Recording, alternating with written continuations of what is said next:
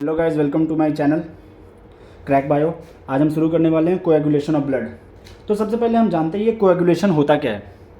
तो कोएगुलेशन कुछ नहीं, जब हमें इंजरी होती है ना, जब हमें चोट लगती है तो हमारा खून जो होता है क्या वो बहता है, फिर वो थोड़ी देर बाद रुक जाता है। ऐसा तो नहीं होता है कि खून बह ही रहा है, लगातार बहता ही जा रहा है। वो क्या होता है, वो रुक जाता है।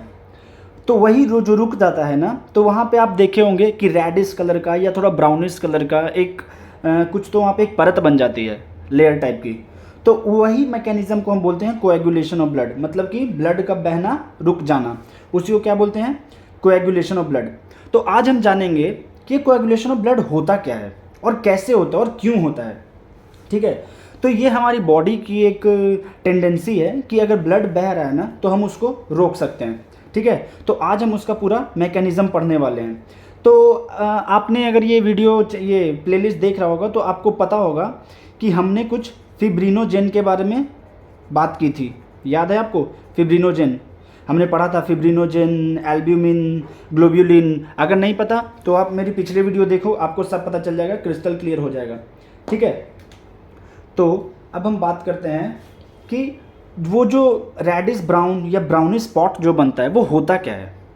ठीक है, तो सबसे पहले हम देखते हैं कि सपोज़ हमें इंजरी हुई और इंजरी हुई, हमारा ब्लड बहुत गिरा, उसके बाद वहाँ पे क्या होता है, क्लॉट बन जाता है। ठीक है, वही रेडिश ब्राउनिश जो बनता है वहाँ पे वो क्या हो जाता है, क्लॉट बन जाता है। तो वो एक्चुअली कुछ नहीं होता, वो फिब्रिन्स होते हैं। ठीक है, तो वहाँ पे क्या होता है कि थ्रेड लाइक का स्ट्रक्चर बन जाता है, और उस थ्रेड लाइक का स्ट्रक्चर कैसका बना होता है, फिब्रिन्स का बना होता है। ठीक है, और वो फिब्रिन्स क्या करते हैं कि वो जितने भी फॉर्म्ड एलिमेंट्स हैं, अब आप बताओ फॉर्म्ड एलिमेंट्स क्या होता है, जल्दी से कमेंट बॉक्स में बताओ फॉर्म्ड एलिमेंट्स क्या होता है। वैसे मैं बता देता हूँ, फॉर्म्ड एलिमेंट्स होंगे आरबीसी, डब्ल्यूबीसी, प्लेटलेट्स, ये सब आपको पता होना चाहिए। ठीक है, तो वहाँ पे फॉर्म्ड एलिमेंट्स भी इस थ्रेड लाइक स्ट्रक्चर जो होता है उसमें फंसा होता है। ठीक है, और वही क्या बन जाता है, वो रेडिश ब्राउन स्पॉट क्लॉट, जिसको जो किससे बना होता है, फिब्रिन से। अब आप बोलोगे ये फिब्रिन्स किससे बनता है, तो ये फिब्रिन्स जो बनता है ना, ये फिब्रिन्स जो बनता है वो किससे बनता है, वो इसी फिब्रिनोजेन से बनता है। ठीक है, वो किससे बनता है, इसी फिब्रिनोजेन से बनता है। समझ आ रही है बात? फिब्रिनोजेन से फिब्रिन बनता है, और इसके लिए, इस रिएक्शन को करने के लिए एक इंजाइम की ज़रूरत होती है जिसको हम क्या बोलते हैं, थ्रोम्बिन। ठीक है, ये फिब्रिनोजेन जो है वो कैसा स्टेट में है, इनएक्टिव स्टेट में है। ठीक है, कहाँ, ब्लड में। ठीक है, ये फिब्रिनोजेन फिब्रिन में कन्वर्ट होगा, और ये किसकी मदद से होगा, ये थ्रोम्बिन की मदद से होगा। ठीक है, अब ये थ्रोम्बिन को भी बनाने के लिए एक इनएक्टिव सब्सटेंस जो कि प्रेजेंट होते हैं उसको क्या बोलते हैं हम प्लाज्मा में, उसको बोलते हैं हम प्रोथ्रोम्बिन। ठीक है, क्या बोलते हैं इसको, प्रोथ्रोम्बिन। ठीक है, तो ये क्या हो गया, प्रोथ्रोम्बिन हो गया। अब इस रिएक्शन को भी ये कन्वर्ट होने के लिए ये भी कैसा है, इनएक्टिव स्टेट में है।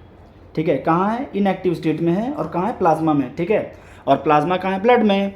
ठीक है, तो ये प्रोथ्रोम्बिन से थ्रोम्बिन बन जाता है। अब इसको बनाने के लिए भी एक एंजाइम की ज़रूरत पड़ती है जिसका नाम है थ्रोम्बोकाइनेज।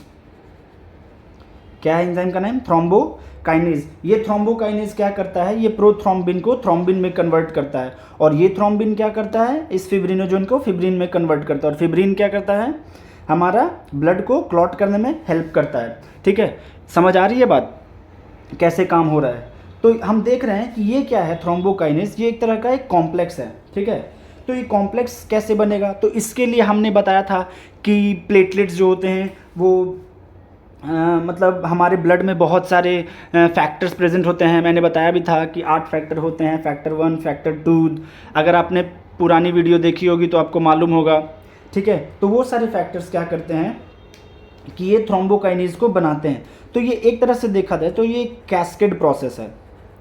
ठीक है, कौन सा प्रोसेस है ये, कैस्केड प्रोसेस है। अब आप बोलोगे कैस्केड प्रोसेस क्या होता है, कैस्केड प्रोसेस हम ऐसा समझ लें कि इसमें ढेर सारे रिएक्शंस होते हैं। लाइक एक से दूसरा बनेगा, फिर दूसरा से तीसरा बनेगा, फिर तीसरा से चौथा बनेगा, और सब इंटरडिपेंडेंट होंगे। ऐसा नहीं है कि पहला नहीं बना और दूसरा बन गया, और दूसरा नहीं बना तीसरा बन गया। तो ये 2 से ज़्यादा रिएक्शन मेनली होते ही हैं, मिनिमम 2 रिएक्शन होने चाहिए, और सब एक दूसरे से इंडिपेंडेंट होने चाहिए। वैसे प्रोसेस को क्या बोल देंगे हम, कैस्केड प्रोसेस बोल देंगे। ठीक है, तो ये भी हम जैसा कि देख पा रहे हैं, प्रोथ्रोम्बिन से थ्रोम्बिन, थ्रोम्बिन से फिब्रिनोजन, फिब्रिनोजन से फिर फिब्रिनोजन कन्वर्ट करा फिब्रिन्स को। तो ये थ्रोम्बोकाइनेज भी बनाने के लिए क्या होता है, कैस्केड प्रोसेस होता है, ठीक है। तो होता क्या है कि जब भी इंजरी होती है, ठीक है, तो इंजरी जब होती है तो हमारे प्लेटलेट्स को एक्टिवेट करती है, ठीक है। प्लेटलेट्स को क्या करती है, एक्टिवेट। ये एक्टिवेट होते ही कुछ फैक्टर्स रिलीज़ करते हैं, ठीक है, कुछ केमिकल्स रिलीज़ करते हैं, ठीक है, जिसके कारण ये सारी चीज़, ये प्रोसेस फिर स्टार्ट होता है, ठीक है। तो ये प्लेटलेट्स क्या करेगा, सबसे पहले प्लेटलेट्स एक्टिवेट होगा, प्लेटलेट्स एक्टिवेट होगा तो ये सारे ढेर सारे रिएक्शंस चलाएंगे, ढेर सारे फैक्टर्स रिलीज करेगा, कहाँ, हमारे ब्लड में, ठीक है। तो अब एक और चीज़ बता दूं कि जहाँ पे इंजरी होती है, जो टिश्यू के पास इंजरी होती है, ठीक है, जहाँ पे भी इंजरी हुई है, क्या हुई है, इंजरी हुई है, वहाँ पे जो टिश्यूज़ होंगे, सेल्स होंगे, वो भी कुछ केमिकल्स रिलीज़ करते हैं। ये सारी एनसीईआरटी की बहुत इंपॉर्टेंट लाइन है। वो भी कुछ केमिकल्स रिलीज़ करते हैं जिससे कि क्या स्टिमुलेट हो, जिससे कि कोएगुलेशन ऑफ ब्लड स्टिमुलेट हो, ठीक है।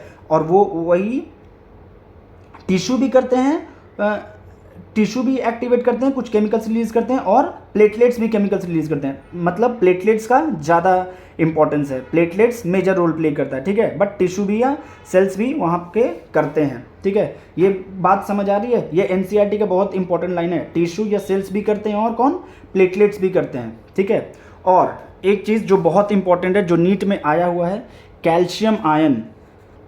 कैल्शियम आयन ये बहुत इंपॉर्टेंट रोल प्ले करता है, किसमें, कोएगुलेशन ऑफ ब्लड में। कौन, कैल्शियम आयन। और ये एनसीईआरटी की लाइन है, एनसीईआरटी की लाइन है और बहुत इंपॉर्टेंट है। कौन सा एलिमेंट कोएगुलेशन ऑफ ब्लड में हेल्प करता है, तो क्या बोल देंगे, कैल्शियम आयन। तो आज के लिए इतना ही। अगली बार हम जानेंगे लिम्फ क्या होता है, लिम्फ के बारे में पढ़ेंगे डिटेल में, पूरी एनसीईआरटी कवर करेंगे। वीडियो पसंद आई हो तो वीडियो को लाइक कर दो, चैनल को सब्सक्राइब कर दो। सारा चीज़ पढ़ाऊँगा, नीट फोड़ करेंगे। धन्यवाद।